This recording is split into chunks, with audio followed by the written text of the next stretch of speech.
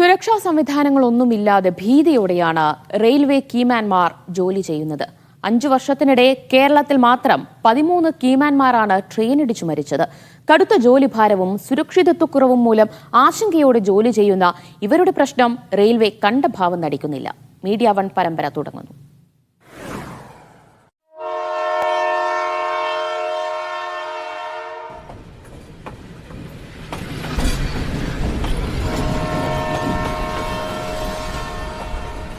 റെയിൽവേയിലെ ഏറ്റവും അപകടം പിടിച്ച തൊഴിൽ ചെയ്യുന്നത് ട്രാക്ക് മെയിൻ്റനൻസ് വിഭാഗത്തിലുള്ളവരാണ്.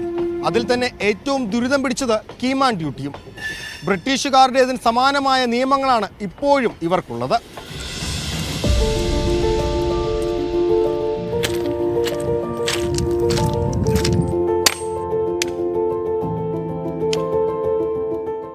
റെയിൽപാളങ്ങളുടെ സുരക്ഷ ഉറപ്പാക്കി ആവശ്യമായ അറ്റകുറ്റപ്പണികൾ നടത്തലും തടസ്സങ്ങൾ നീക്കലുമാണ് കീമാന്മാരുടെ ജോലി.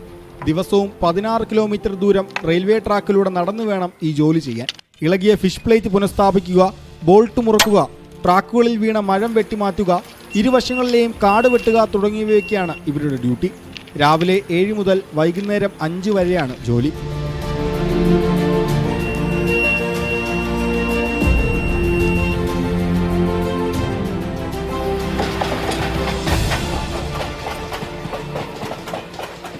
Spanner, hammer, 2 rail piece, keyman board, clip എന്നിവയ്ക്കൊപ്പം ഭക്ഷണവും വെള്ളവും ബാഗിൽ കരുതണം.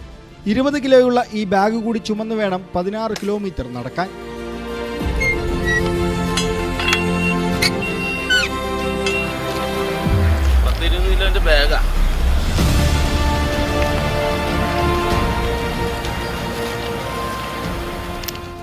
ഏതെങ്കിലും ജോലി ശ്രദ്ധയോടെ അല്പം ആയാസകരമായ ജോലി ചെയ്യുന്നതിനിടയിൽ ഒരു ട്രെയിൻ വളരെ അടുത്തെത്തുമ്പോഴായിരിക്കും അയാൾക്കത് മനസ്സിലാകുന്നത് തന്നെ. അപ്പോഴേക്കും അയാൾക്ക് ഒന്ന് കുതിറി മാറാൻ പോലുമുള്ള സാധ്യത കഴിയും മുമ്പേ തന്നെ ഈ ട്രെയിൻ അടുത്തെത്തി കഴിയും, അയാളെ കടന്നുപോയിരിക്കും, അപകടം ഉറപ്പായി സംഭവിക്കും. ട്രെയിൻ വരുന്നത് മുൻകൂട്ടി അറിയാൻ ഇവർക്കൊരു മാർഗവുമില്ല. ട്രെയിൻ വരുമ്പോൾ ട്രാക്കിൽ നിന്നും മാറി നിൽക്കാൻ പോലും സ്ഥലമില്ലാത്ത സ്ഥിതിവിശേഷം പോലും ഉണ്ടാകാറുണ്ട്. കീമാന്മാർക്ക് നൽകേണ്ട സുരക്ഷാ ഉപകരണമായ രക്ഷക് എന്ന വാക്കി ടോക്കി ഇവർക്ക് നൽകുന്നില്ല. സുരക്ഷാ ഉപകരണങ്ങൾക്ക് വേണ്ടി പ്രതിഷേധത്തിന് മുന്നോട്ടിറങ്ങിയ ഉത്തമൻ എന്ന കീമാനും കഴിഞ്ഞ മാസം ട്രെയിൻ ഇടിച്ചു മരിച്ചു.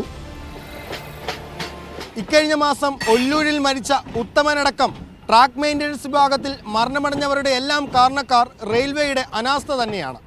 കൃത്യസമയത്ത് രക്ഷകടക്കമുള്ള വാക്കി ടോക്കികൾ നൽകിയിരുന്നെങ്കിൽ ഈ മരണങ്ങളിൽ പലതും ഒഴിവാക്കാമായിരുന്നു. ക്യാമറമാൻ വിബി തടത്തിലിനൊപ്പം നിതിൻ സേവ്യർ, മീഡിയ 1 കൊച്ചി.